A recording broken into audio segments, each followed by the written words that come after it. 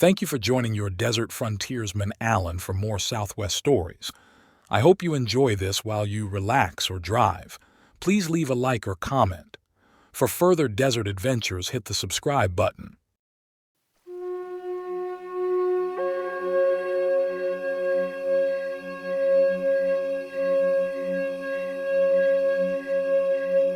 Greetings, listeners, and welcome to an episode of Southwest Desert, your videocast devoted to the intriguing history and forgotten tales of the Southwest. I'm your host, Alan, and today we'll be diving deep into the story of the Bradshaw Road, an important transportation route that connected the coast to the gold fields along the Colorado River in the heady days of the 1860s. Few traces remain today of this once vital stagecoach line that shot to prominence seemingly overnight, carrying hopeful prospectors and adventurers into the trackless deserts and beyond.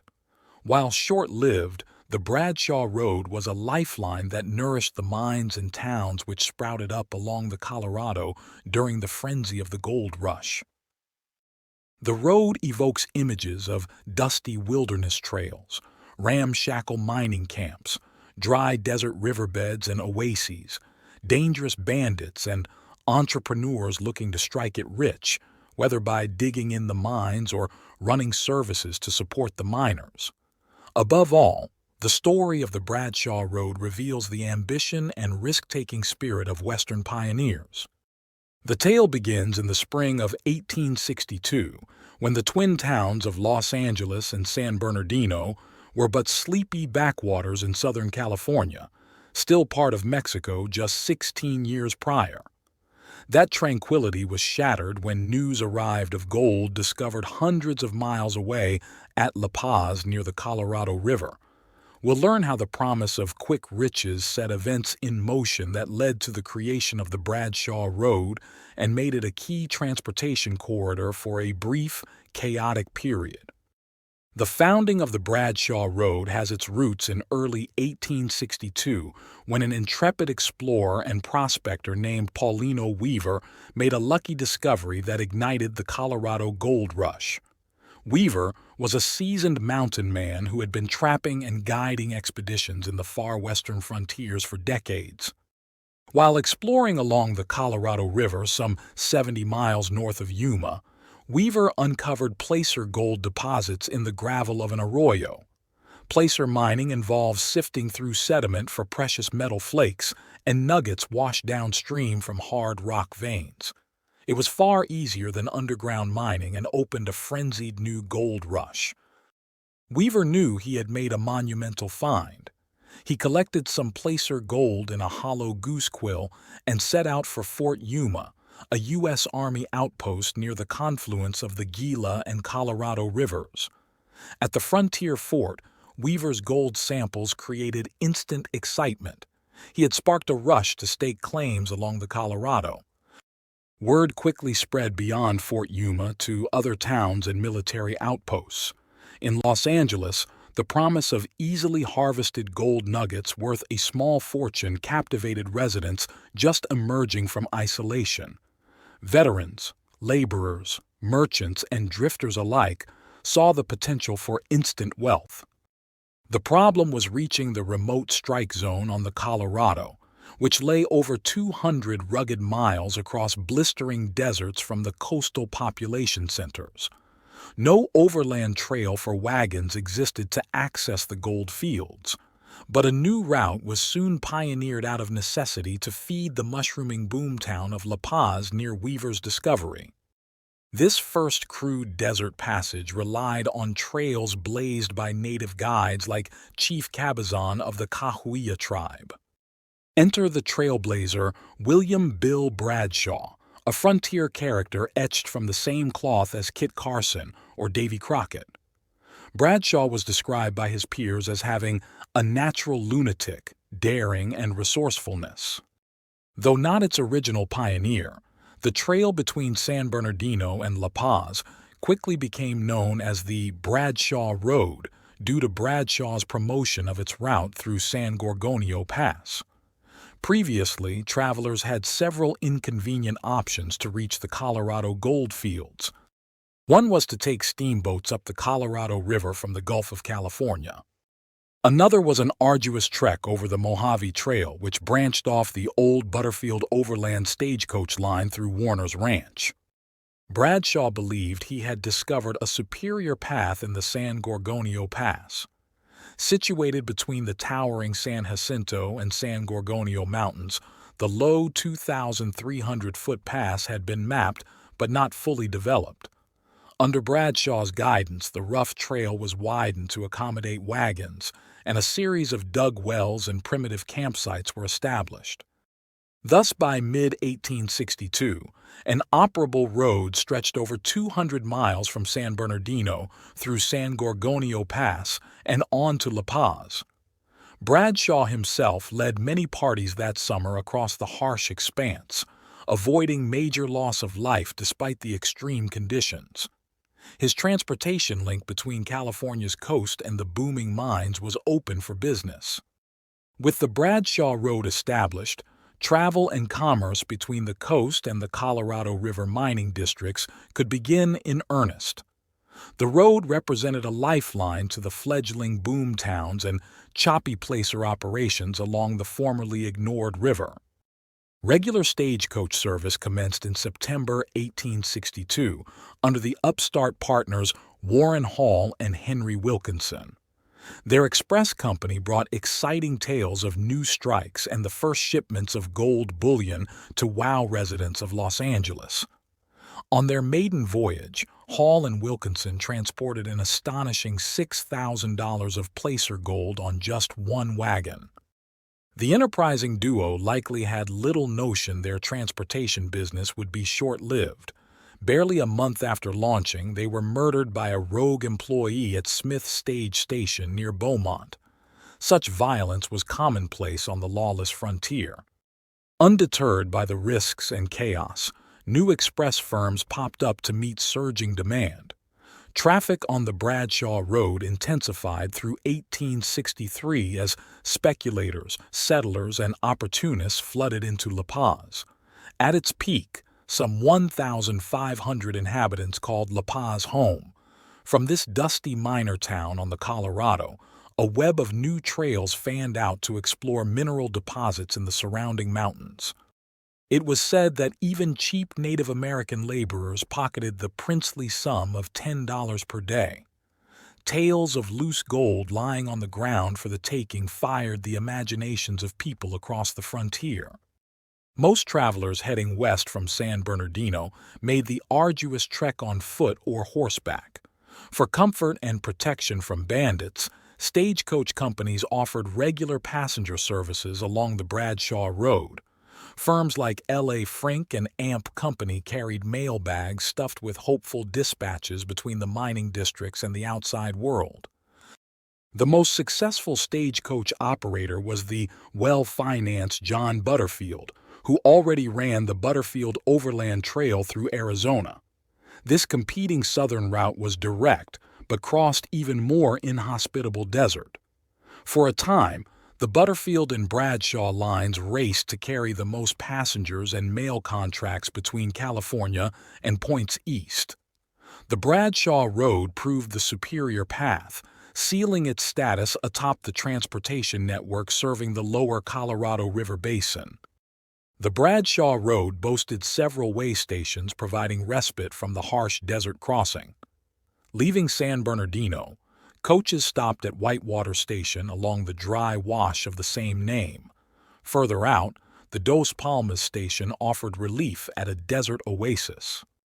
Drivers changed teams at Palm Springs, located then as now at a natural springs.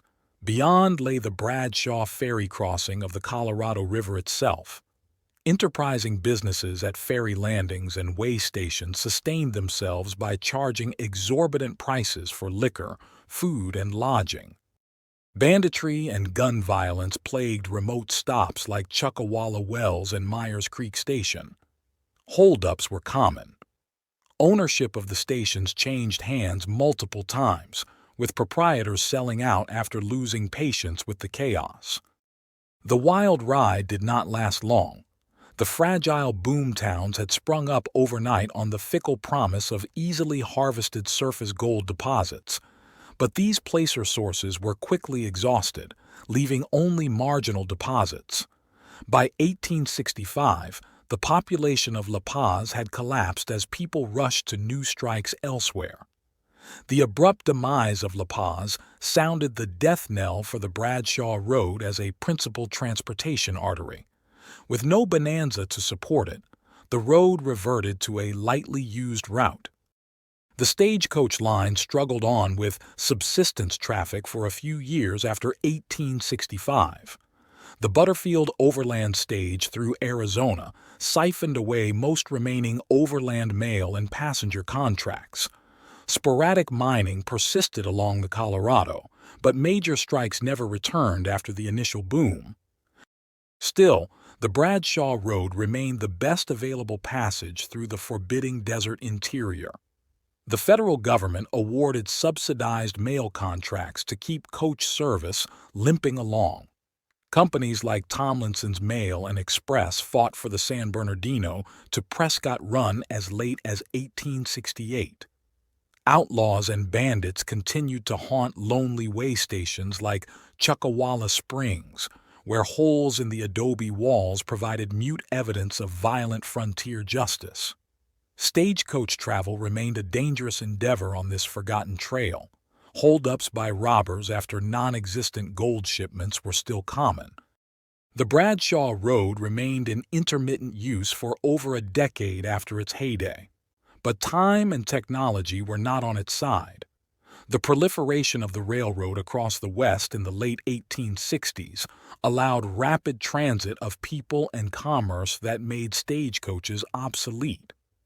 The final nail in the coffin came in 1877, when the Southern Pacific Railroad completed its line connecting Los Angeles through San Gorgonio Pass to the Colorado River at Yuma. Almost overnight, the railroad destroyed the rationale for maintaining the arduous Bradshaw stagecoach route. With trains now crisscrossing the region, the road faded quickly from memory and significance.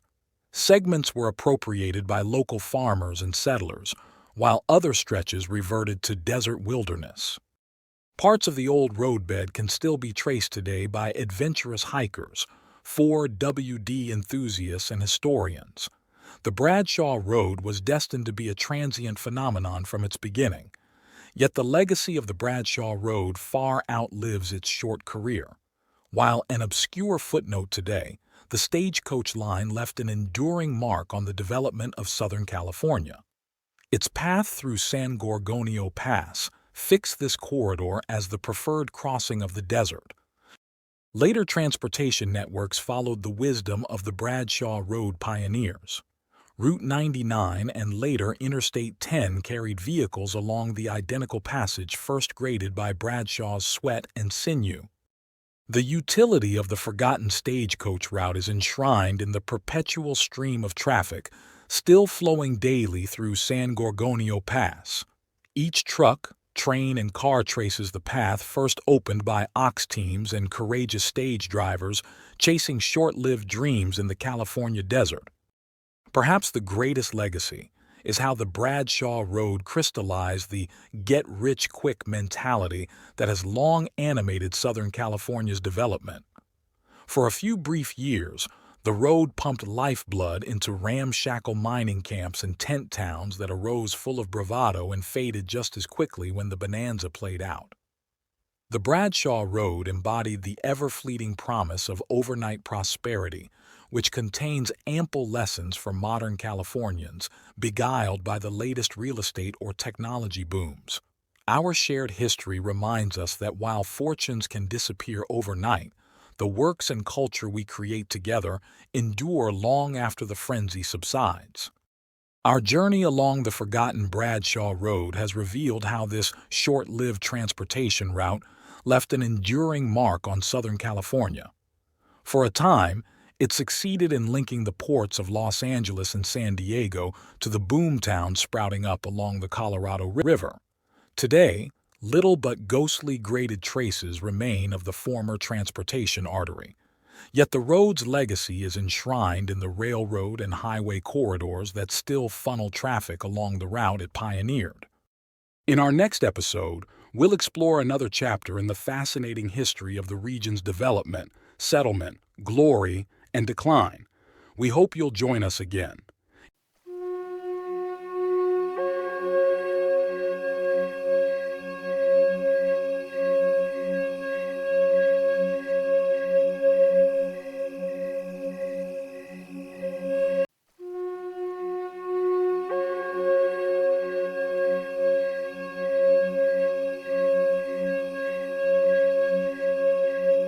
Welcome to another episode of the Southwest Desert, where today we will explore the fascinating history of the American Southwest through the journeys along its waterways.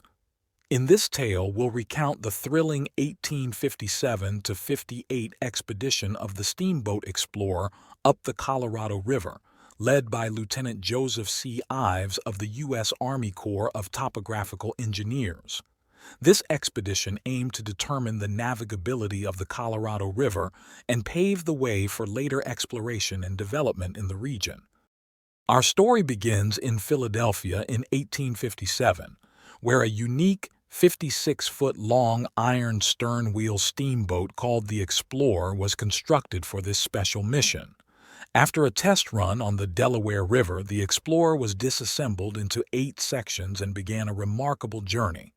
Shipped by boat to Panama, carried overland across the isthmus, then by boat again to San Francisco, and finally to the mud flats at the mouth of the Colorado River on the Gulf of California. There, under the direction of Lieutenant Ives, the Explorer was reassembled in December 1857. The Explorer had a few notable features and flaws. In the center of the deck sat a massive boiler which proved too heavy and compromised the steamboat's stability. As a makeshift solution, the crew bolted 4 long wooden beams to the bottom of the hull. This clumsy modification would later cause problems in navigating the Colorado's shallow channels and countless sandbars. Ives was joined by an interesting cast of characters on this expedition. Engineer A.J. Carroll from Philadelphia, physician and geologist Dr. J.S. Newberry, topographer F.W. Egloffstein, a veteran of the 1853 Fremont expedition, P.H. Taylor and C.K. Booker, assistants in charge of astronomical and meteorological observations, and artist and naturalist H.B. Mulhausen. A small detachment of 25 soldiers under Lieutenant Tipton was also meant to provide a military escort, but they traveled overland and didn't catch up to the Explorer until much later. Early on, the Explorer expedition encountered difficulties, beginning with unloading the disassembled steamboat on the tidal mudflats in the Colorado River Delta. With no proper dock, Captain Walsh of the delivery ship Monterey had to maneuver as close to shore as possible during a high tide and deposit the Explorer's pieces directly onto the muddy banks. Ives and his crew then scrambled to build makeshift ways out of driftwood and assemble the steamboat before the next high tide a month later would submerge their worksite. Remarkably, they managed to complete the Explorer's assembly just in time. On December 31, 1857, with steam building in its boiler, the Explorer lifted off with the rising tide and embarked on its groundbreaking mission. The crew made it to Yuma a week later, on January 9th, where they stopped to make final preparations. As the Explorer set off upriver from Yuma, it was greeted by crowds of cheering Yuma Native Americans lining the shores, met with a blast from the steamboat's whistle. Ives noted the Yumas' amusing attempts to adopt Western clothing, with tall, handsome warriors strutting around in ill-fitting hats and ragged jackets. As the Explorer pushed upriver, the crew faced constant challenges from the unseasonably low water levels that winter. Again and again, the steamboat ran aground on the many sandbars in the winding channel, forcing the men to tirelessly bail out and tow the vessel to deeper water. They soon noticed an interesting pattern. Knots of Yuma Native Americans would gather on the banks to watch the Explorer whenever it approached a particularly troublesome sandbar. Engineer Carroll began slowing the engines whenever he spotted this, taking it as a sure sign of navigational troubles ahead. Ives wasn't sure if the tribes intentionally chose vantage points to observe the steamer near the worst spots, and if their villages just happened to be close to the river's most fordable sections. Further upstream, the explorer entered the territory of the Chemehuevi tribe, who Ives described as sharp-witted. Having less experience with steamboats, the Chemehuevi watched the explorer's arduous progress in a state of amused contempt, demonstrating to Eve's Yuma guides how easily they could travel on foot or pole rafts without any fuss. The Chemehuevi took great delight in the explorer's constant groundings, at first, but their laughter eventually turned to pity, and they began pointing out the shallowest parts of upcoming bars to Captain Robinson. In one humorous anecdote, Ives described an old Chemehuevi woman's outrage when Robinson ignored her well-meaning directions and prudently steered around a sandbar. The woman's charitable intent quickly flipped to fury, and she ran along the bank spewing curses at the captain until the explorer passed out of earshot. Upon reaching the Mojave Valley, Ives was struck by the impressive stature and bearing of the Mojave people.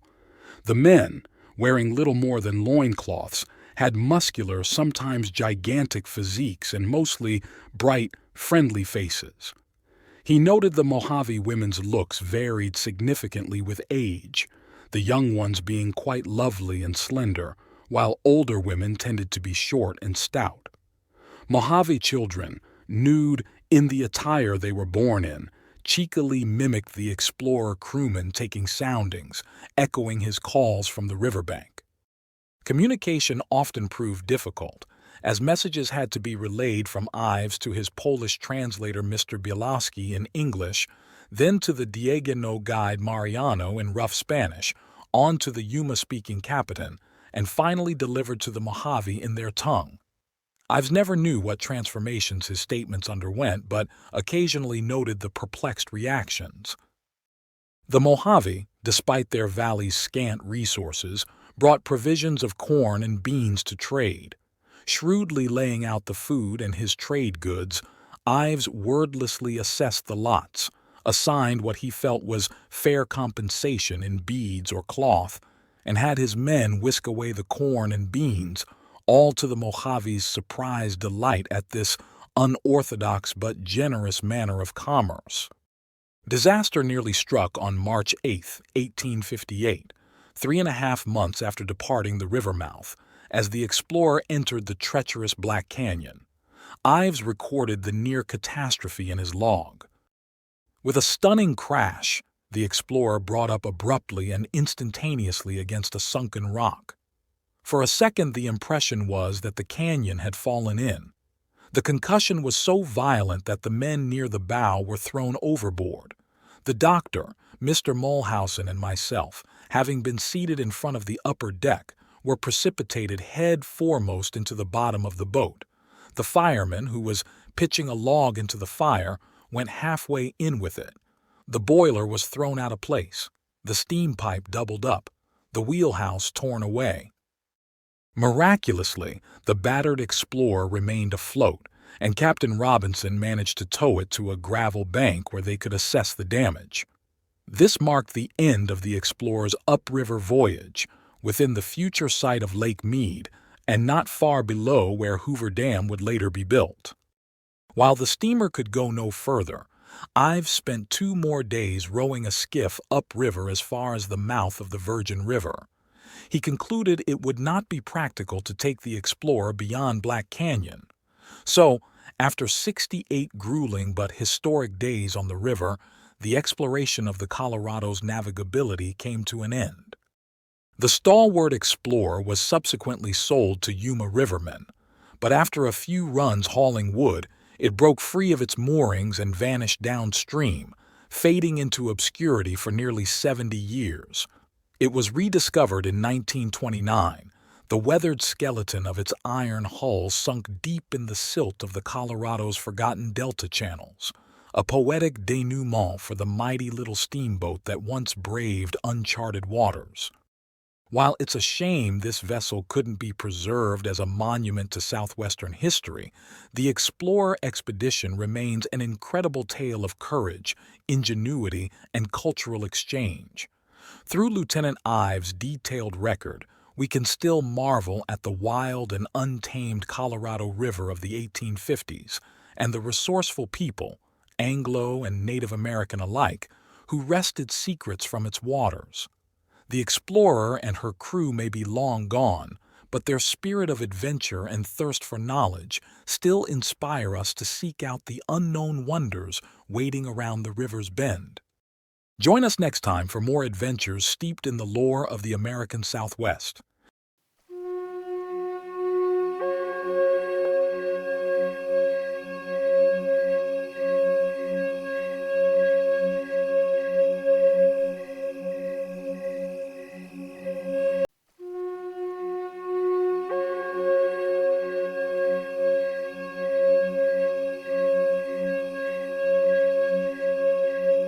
Welcome to the Southwest Desert. In today's episode, we take an in-depth look at a remarkable period in Los Angeles history spanning from around 1835 to 1875. During this time, grape cultivation reigned supreme as the region's dominant industry, earning Los Angeles the moniker the City of Vines. Our story begins long before California became part of the United States, with the arrival of the first Spanish expedition led by Governor Gaspar de Portola in 1769. Expedition chronicler Fray Juan Crespi painted an idyllic picture of the Los Angeles Valley, describing it as an extensive plain graced by a thriving Native American village nestled among trees along a river he named Porciuncula. After crossing the river, the expedition found themselves surrounded by a vast, wild grapevine vineyard and countless blooming rose bushes. Crespi praised the rich black, loamy soil, deeming it capable of producing bountiful harvests of every imaginable grain and fruit. Little did he know his glowing account foreshadowed the valley's future identity as the City of Vines. Fast forward 6 decades to around 1829 or 1830, when a Frenchman named Jean-Louis Vigne arrived in Los Angeles, forever changing the course of the city's agricultural history. Vigne secured 104 acres of land facing present-day Aliso Street, stretching all the way to the Los Angeles River, and set about planting a vineyard. He dubbed his property El Aliso in honor of the stately 400-year-old alder tree that stood watch over his wine cellars, providing welcome shade. Tragically, this ancient sentinel would later fall victim to progress, chopped down to make way for the Philadelphia brewery. Vigne was not the only early pioneer to stake his claim in the burgeoning Los Angeles wine industry. Another notable vineyard, situated at what is now the corner of First and Alameda Streets, belonged to a Dutchman named Johannes Groningen. Groningen's path to becoming a vintner was an unconventional one. As the sole survivor of an ill-fated shipwreck in 1828, he was given a new lease on life in Los Angeles. Adopting the name Juan Domingo, he married a local woman, immersed himself in civic affairs, and cultivated an extensive vineyard that would leave an indelible mark on the city's viticultural landscape. The tireless efforts of the Padres at Mission San Gabriel played an instrumental role in the proliferation of grapevines and fruit trees throughout the region. They scoured the globe for the finest cuttings and seeds, bringing in treasured varietals from as far afield as Mexico and France.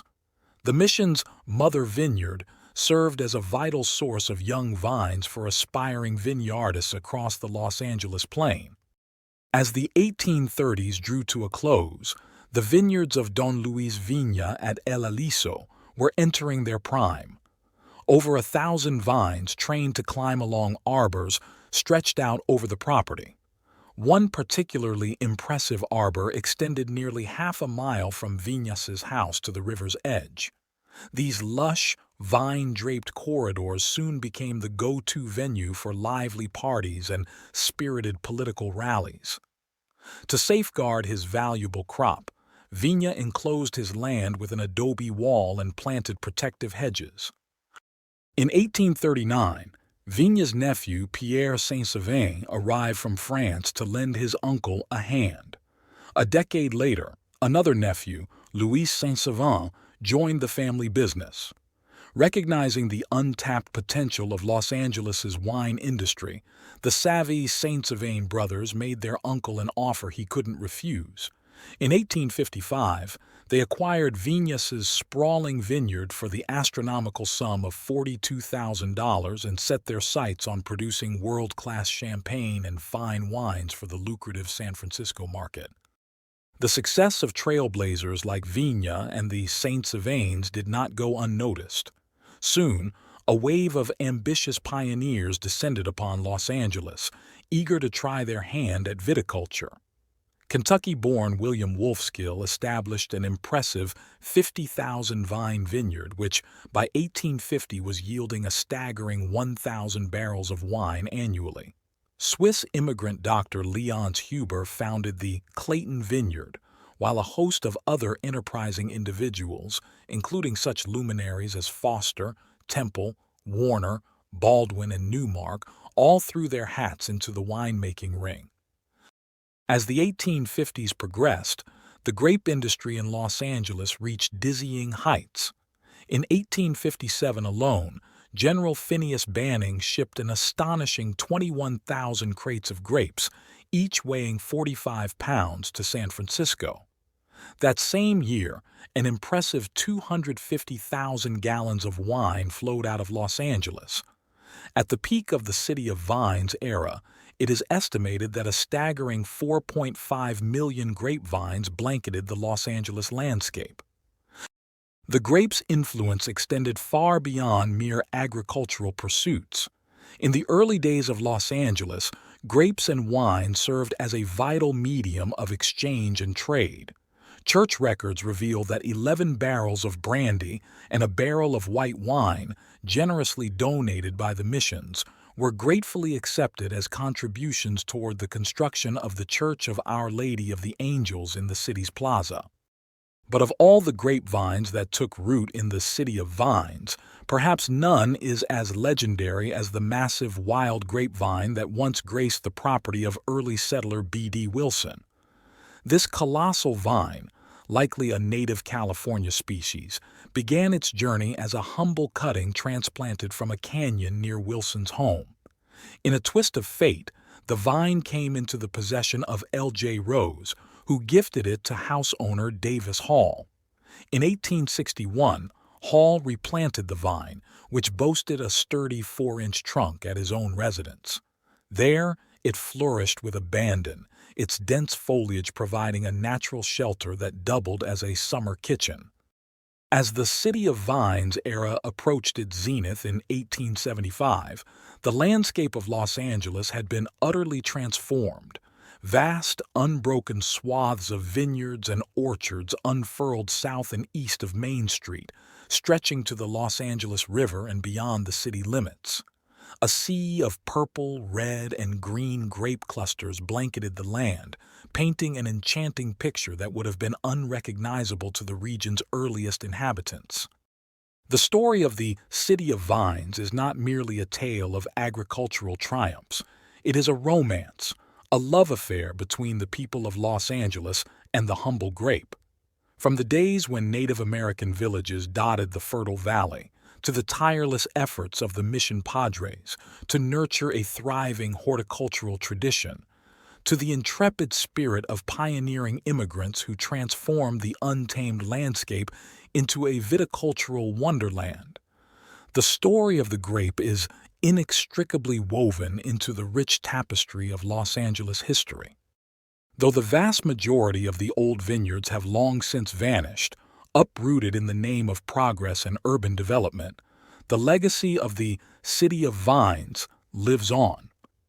Echoes of this bygone era can be heard in the names of streets like Vigna and Aliso, poignant reminders of the French and Latino influence that helped shape early Los Angeles. And California's enduring reputation as a world-class wine producer can be traced back to the wild grapes and indomitable vines that once blanketed the City of Vines. As we conclude today's episode of the Southwest Desert, we invite you to raise a glass to the visionaries, the risk-takers, and the tireless workers who transformed Los Angeles into a viticultural paradise. Their stories, etched in the very soil of the city, serve as a testament to the enduring power of the human spirit and the remarkable resilience of the humble grape. Join us next time as we continue to explore the captivating tales that have shaped the Southwest, where the past comes alive. Please leave a like or comment. For further Southwest romps, hit the subscribe button. Thanks for listening. Happy trails!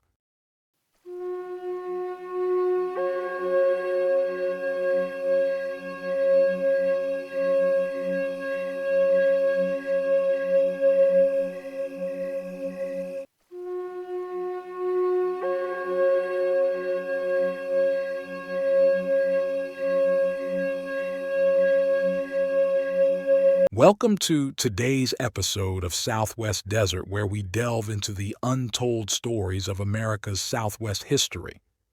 Today, we're taking you back to the rugged terrain of New Mexico in the year 1860, to a place where the echoes of a long-forgotten massacre still resonate through the pines of the Chusca Mountains.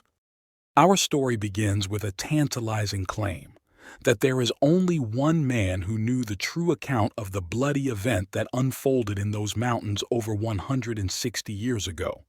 His name is Naltsos Nalyai, the son of the Navajo chief who led his warriors against Mexican slave raiders in a dramatic encounter that would come to be known as the Mountain Massacre.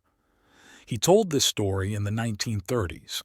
Please forgive any mispronunciations in the following story. As we begin our journey into this tale, it's important to note that the events we're about to describe come directly from Naltsos Nalyai's own words, as told to Richard Van Valkenburg. This first-hand account gives us a rare glimpse into a pivotal moment in Navajo history, one that has been passed down through generations. Let's set the scene. It's 1860, and tensions between the Navajo people and Mexican settlers are at a boiling point. For decades, Mexican slave raids have been a constant threat to Navajo communities, with women and children being kidnapped and sold into slavery. The Navajo, understandably, are hungry for revenge. Our story begins in the season the Navajo call Reeds Flowered. Word spreads through the Navajo camps like wildfire. A large group of armed Mexicans is making its way westward, guided by enemy Navajo from Sandoval's band at Ceboleta. The news sends a ripple of activity through the camps. Nataliath, the war singer, begins to prepare his medicine, a crucial part of the spiritual preparation for battle. Meanwhile, the Navajo warriors start patching their thick buckskin shirts and sharpening their lances. As they work, they boast about how they'll deal with the Mexican coyotes, their voices filled with a mixture of bravado and anticipation. This eagerness for battle isn't just about the immediate threat. It's deeply rooted in the collective memory of the Navajo people. Naltsos Nalyai tells us that the old-time Navajo were always hungry for blood revenge, their minds never far from the massacre of their kinsmen in the cave in the Canon del Muerto. This reference to a past atrocity gives us a glimpse into the cycle of violence that had shaped relations between the Navajo and Mexican settlers. As the Mexican party advances, Navajo scouts keep a watchful eye on their progress. They report that the Mexicans are following the Great Navajo Trail, a route that today is partially covered by a railroad. The invaders pass through Cubero, navigate the treacherous lava beds, and make their way up the valley of La Agua Azul. Near Fort Wingate, they turn north, passing through an area known as La Mesa de los Coyotes. When the Mexican party makes camp at a spring in the foothills near Nascbiti, or the place of the badger, their intentions become clear to the Navajo. It's evident that they're planning to raid the Navajo summer camps near Todilquil-Behekid. In response, the Navajo elders quickly mobilize, sending women and children along with their precious sheep to hide in the deep canyons of the Tsigi to the west. Guided by their Navajo enemies, the Mexican party finds the horse trail leading to the top of the mountain. As night falls, their campfires encircle the shores of Behekid-Beneji, the Long Lake, which the Mexicans refer to as La Laguna Grande. It's a scene of deceptive tranquility, for in the black shadows just beyond the glow of the campfires, Naltsos Nalyai's father and his warriors are preparing for battle, fletching their war bows in anticipation of the coming conflict. Before dawn breaks, the Mexican party breaks camp. Like wolves seeking to surprise their prey, they move out early, but little do they know, they're walking into a carefully laid trap. Hidden in the dense forest, Navajo warriors skirt their flanks and rear, positioning themselves for the ambush to come. As the red sun of Jobatiabay rises from behind the blue ridge of the mountains, the Mexican party rides directly into the Navajo trap. The location is perfect, a valley pinched in by two oak-covered spurs, leaving the Mexicans with little room to maneuver. The silence of the early morning is broken by a signal from Naltsos Nalyai's father to Nataliath, the war singer. The Bathli, or war leader, gives the signal, the gobble of Taji, the wild turkey. It's a sound that would have been familiar to all present, but in this context, it carries a chilling new meaning. In an instant, the peaceful mountain scene erupts into chaos. From three directions, the singing war arrows of the Dine, as the Navajo call themselves, pour into the Mexican ranks. The air is filled with the whoops of Navajo warriors as they crash through the thickets, their lances lowered for the charge. Caught by surprise, the Mexicans react in panic. They beat their plunging horses, trying to escape the deadly trap. But as Naltsos Nalyai describes it, they're being herded like jadi, the antelope, into a hunting corral with no outlet. He compares them to Mei, their coyote brothers, running to find a hole to sneak into. Just before reaching Todilquil-Behekid, the Mexican party makes a desperate move. They swerve off the trail and take refuge on a rocky hill. Working quickly, they construct a makeshift fort using logs and stones. It's a defensive position, but one that will soon prove futile. The Navajo warriors, covered by trees and rocks, creep close to the Mexican position. In a display of psychological warfare, they begin to taunt their enemies. "Naksai Ida, oh ho, old Mexicans," they call out. "You'll all be dead. Pretty soon the girls over at Cubero will be crying." It's a chilling prophecy of what's to come. The battle rages on throughout the afternoon. Navajo arrows bring down the Mexican horses, their screams echoing through the mountain valley. 7 Navajo warriors fall in the fighting, their deaths only serving to fuel the desire for revenge among their kinsmen. As the sun begins to set, its light described poetically by Naltsos Nalyai as blood-speckled, his father initiates a clever tactic to break the Mexican defenses. Along with a warrior known as Hashkenezi, or the Long Warrior, he sneaks behind a smooth log lying on the slope below the Mexican position. They create a diversion, yelling and making noise to draw the Mexicans' attention. As the Mexicans focus on the commotion below, firing their muskets at the log, something else is happening. Like the mountain lion, the Navajo warriors creep in from the sides. The forest is eerily quiet, with only the summer song of the gentle breeze people playing on the mountaintop. Suddenly, the stillness is shattered by the staccato gobble of Taji, the wild turkey, the signal to attack. Naltsos Nalyai's father and Hashkenezi charge the Mexican position, running in a zigzag pattern to avoid the musket balls whistling around them. At the same moment, the hidden Navajo warriors strike from the sides, described vividly as a stroke of male lightning. The final assault is swift and brutal. Navajo warriors swarm over the cornered Mexicans, their lances and knives flashing in the fading light. The majority of the Mexicans are killed behind their hastily constructed breastworks. A few manage to break away, fleeing through the forest like rabbits, but they're quickly run down by mounted Navajo warriors. The battle ends as quickly as it began. Before the blue smoke of gunpowder has a chance to drift up through the pines, the ground is covered with the bodies of the fallen Mexicans. In a grim postscript to the battle, a wounded man is discovered under the pile of bodies. He's recognized as Jose, an enemy Navajo who had guided the Mexican party.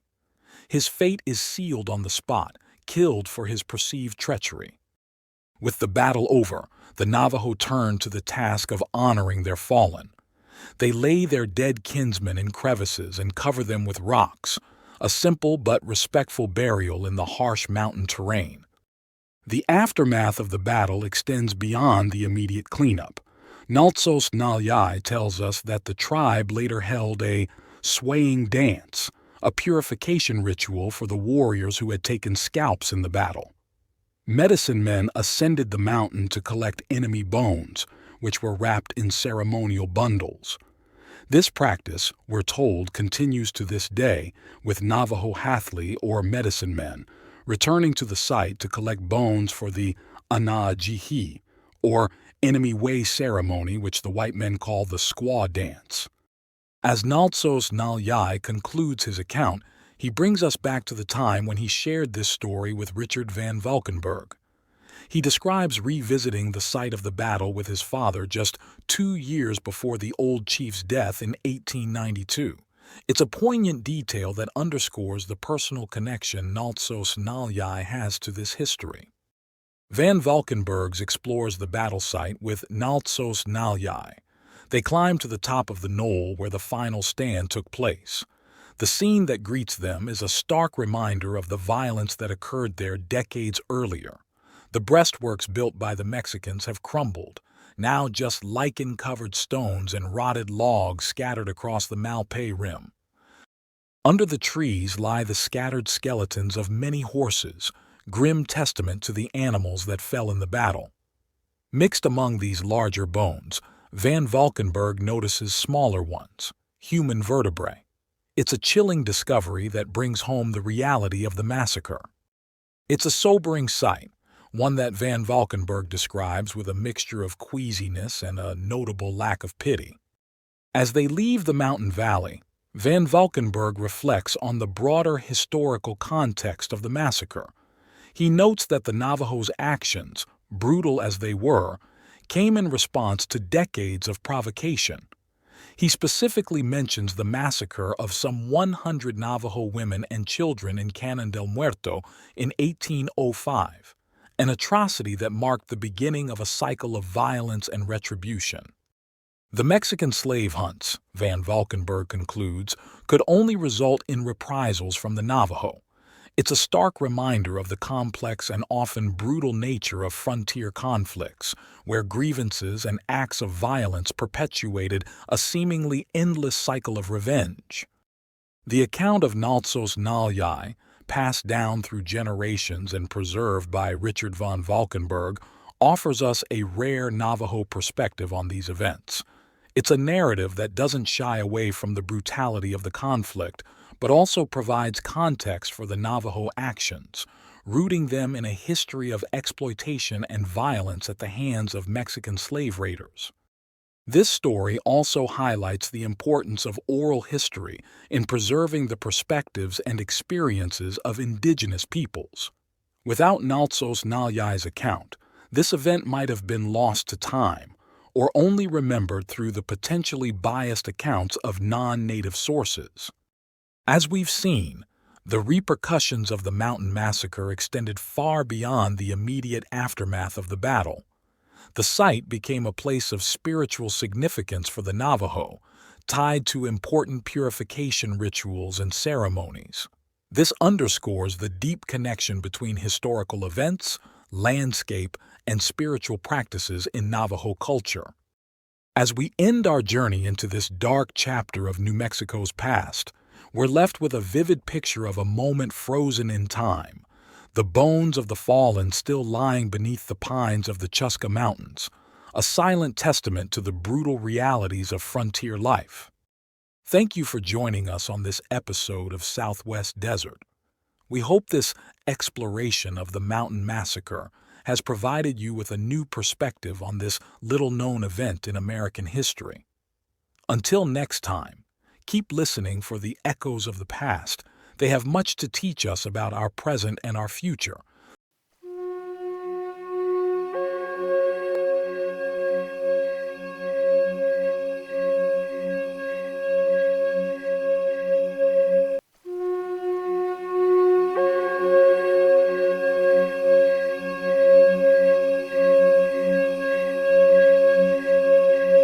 Welcome to Southwest Desert, a channel exploring the tales, mysteries, and legends of the American Southwest.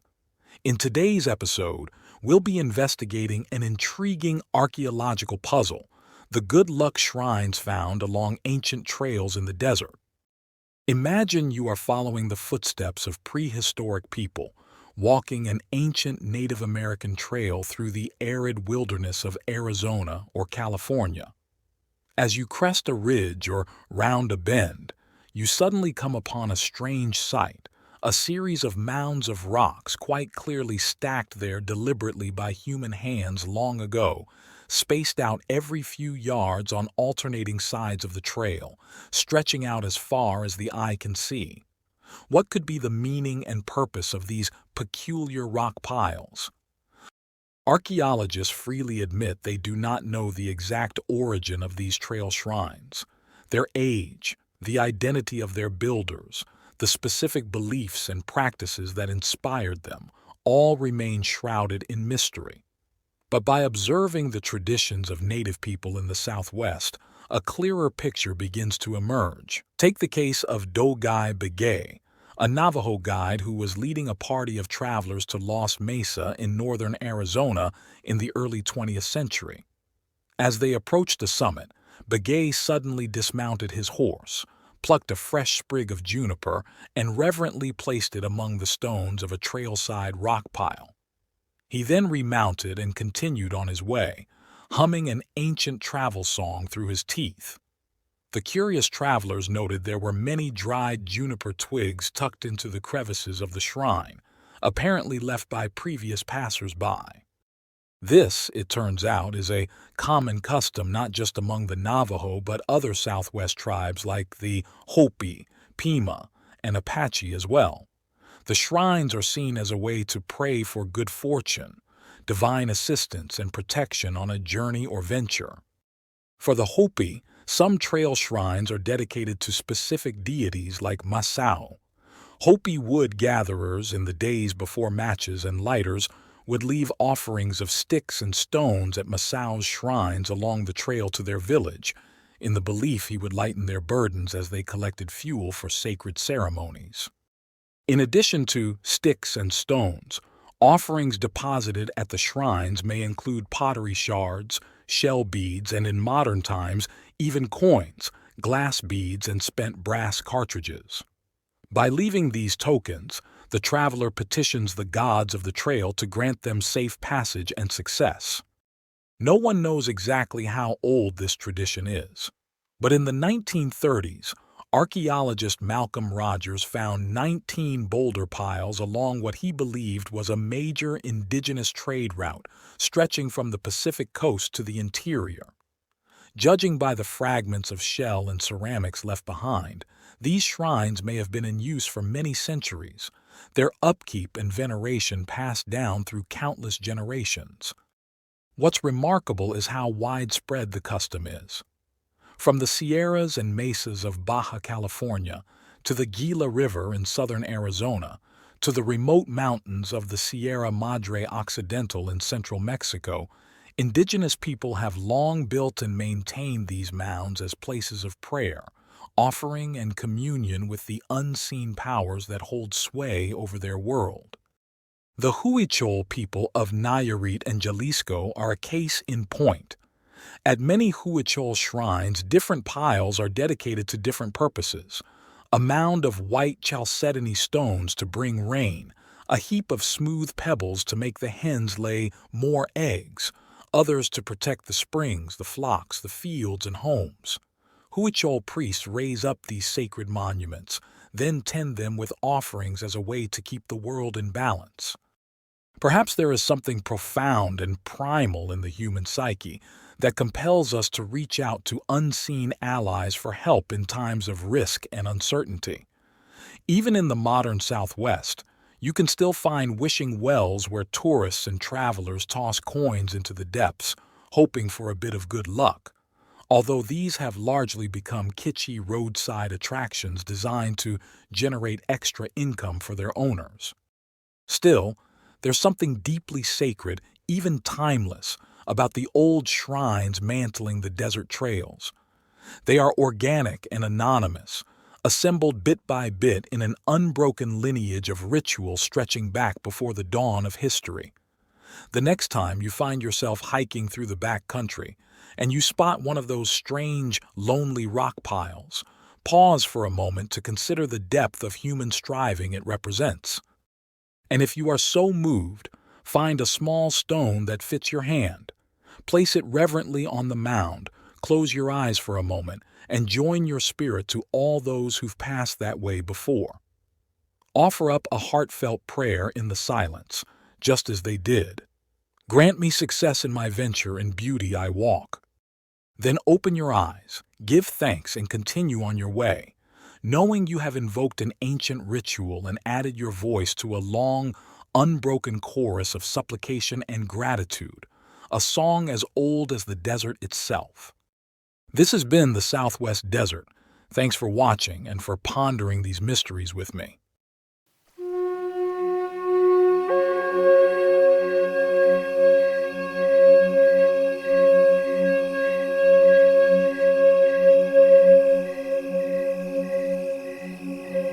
I hope you enjoyed these desert tales.